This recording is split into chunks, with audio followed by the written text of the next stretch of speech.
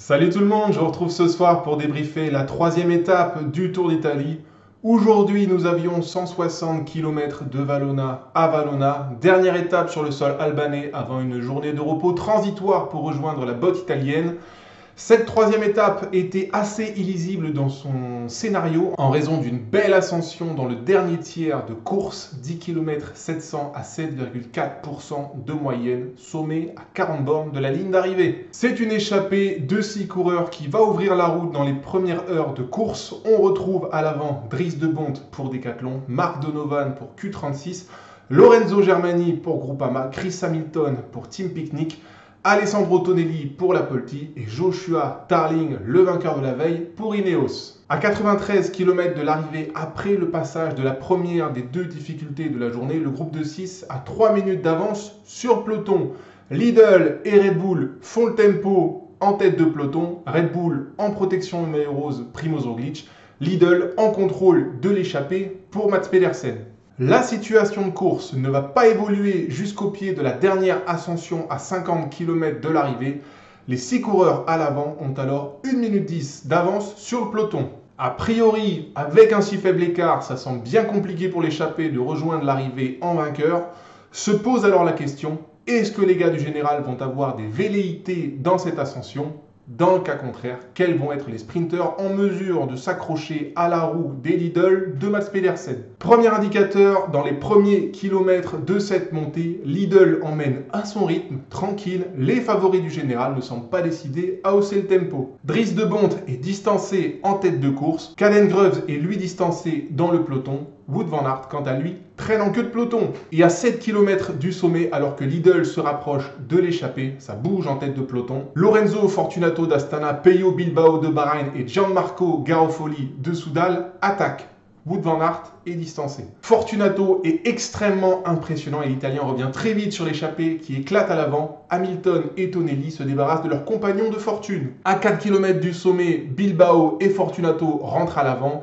Et à 2 km du sommet, Bilbao et Fortunato sont seuls après avoir distancé le dernier escapé, Chris Hamilton. Le duo a alors 50 secondes d'avance sur un peloton emmené par la Lidl où Pedersen peut encore compter sur 4 coéquipiers. À 1 km du sommet, Tom Pidcock accélère en tête de peloton mais sans conséquence. Fortunao et Bilbao basculent au sommet avec 45 secondes d'avance sur un peloton emmené par UAE qui place Juan Ayuso en vue de la descente. Mauvaise nouvelle pour les deux de devant, Pedersen a basculé avec le peloton et encore avec lui 4 coéquipiers. Ça sent très bon pour le Danois. Côté sprinter, en dehors de Pedersen, Orluis Ola et Tom Pidcock qui est aussi très rapide, c'est la débandade. La descente se fait sur route large qui n'arrange absolument pas les deux fuyards et à 25 km de l'arrivée, Fortunato et Bilbao n'ont plus que 25 secondes d'avance sur le peloton. Corbin Strong recolle au peloton à 18 km de l'arrivée. Dans le même temps, Bilbao et Fortunato sont mangés. On se dirige alors vers un sprint conséquent à Valona, même si beaucoup de sprinteurs manquent à l'appel. En dehors de Pedersen, ultra favori désormais, on retrouve Corbin Strong et dans une moindre mesure Tom Pidcock et Orluis Solar. Dans les 5 derniers kilomètres, ça frotte énormément pour placer les leaders jusqu'aux 3 km. De 3 km à 1 km de la ligne d'arrivée, la route est très étroite, mais le final se fait sans interférence. Giulio Ciccone emmène Matthias Vacek et Mats Pedersen. Vacek prend le lead à 800 mètres de la ligne pour son leader. Très grosse lutte pour prendre la roue de Pedersen. Mats Pedersen lance aux 300 mètres, encore très tôt, comme sur la première étape. Et comme sur la première étape, Corbin Strong le remonte dans les 100 derniers mètres, mais à l'image de Wout van Aert, le néo-zélandais est dans l'incapacité de remonter le danois. Et Pedersen vient chercher déjà une deuxième étape sur ce Tour d'Italie.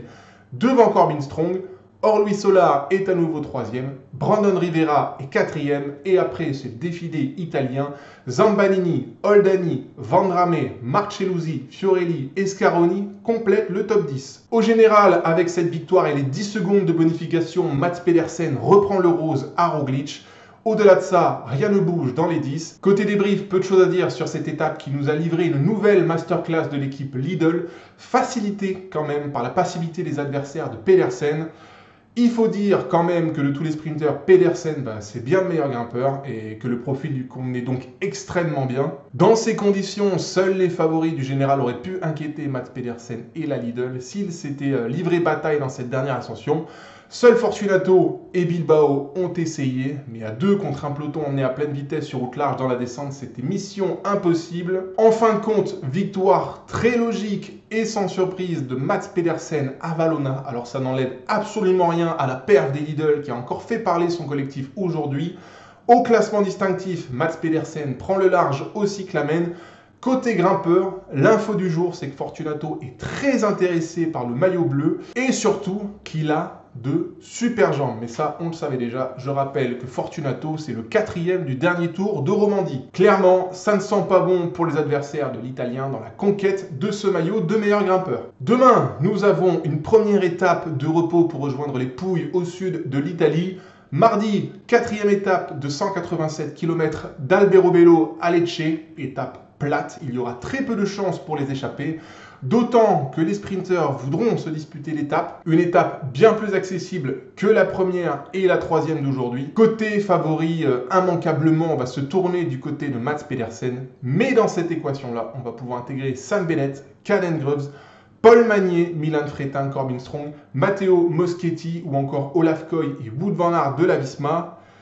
Si le néerlandais se sent mieux, peut-être que chez Visma, on va mettre de côté Wout van Aert et on jouera à ce moment-là la carte Olaf Koy. Et on verra alors Wout van Aert se mettre au service de son talentueux coéquipier. Le prochain rendez-vous pour les favoris, normalement, ce sera sur la 7e étape de vendredi.